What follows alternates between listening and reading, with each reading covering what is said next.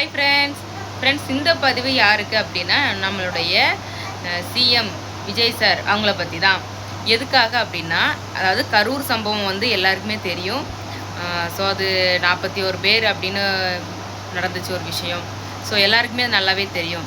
இப்போ ஏன் அந்த விஷயத்தை நான் பேசிக்கிட்டு இருக்கேன் அப்படின்னா, நம்ம சிஎம் சார் வந்து என்னென்னா கரூருக்கு வந்து அந்த 41 பேர் அந்த உயிர் இழந்தாங்கல்ல, அவங்களுடைய வீட்டுக்கு போய் அவங்களுக்கு ஆறுதல் சொல்கிறதுக்காக அண்ணன் போய்கிட்டு இருக்காங்க. ஸோ போயிருப்பாங்க கண்டிப்பாக.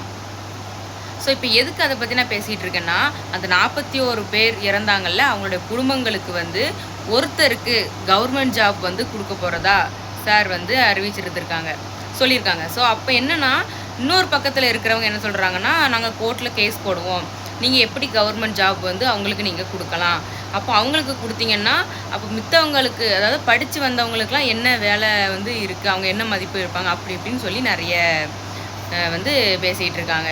ஸோ அவங்களுக்காக தான் இந்த பதிவு.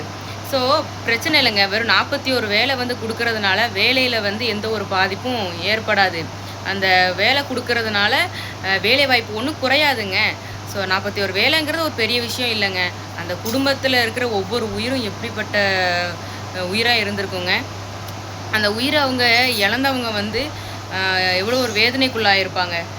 அப்படிப்பட்டவங்களுக்காக சிஎம் சார் வந்து ஒரு ஜாபில் ஒருத்தவங்களுக்கும் நான் ஒரு வேலை கொடுக்குறேன், கவர்மெண்ட் ஜாப் கொடுக்குறேன்னு சொல்லி, ஸோ அவங்கள போய் நேரடியாகவே வந்து என்ன பண்ணியிருக்காங்கன்னா மீட் பண்ண போயிருக்காங்க. ஸோ யார் என்ன இது செஞ்சுருந்தாலும் நல்லது செய்யணும்னு ஒரு குறிக்கோளோடு இருக்கிறாங்கன்னா கண்டிப்பாக நல்லதே நடக்கும். ஸோ நல்லதே நடக்கணும்னு சொல்லி நான் கடவுளை வேண்டிக்கிறேன். நீங்களும் வீடியோ பார்க்குற நீங்களும் வேண்டிக்கோங்க. ஸோ முன்னாடி வந்து இன்னொரு விஷயம் என்னென்னா, கரூருக்கு போனாங்கல்ல நம்ம விஜய் சார் வந்து, ஸோ போகும்போது என்னென்னா அப்போ அவ்வளவா வந்து போலீஸ் ப்ரொடெக்ஷன் இல்லை. ஸோ இப்போ சிஎம் சார் ஆயிட்டாங்க.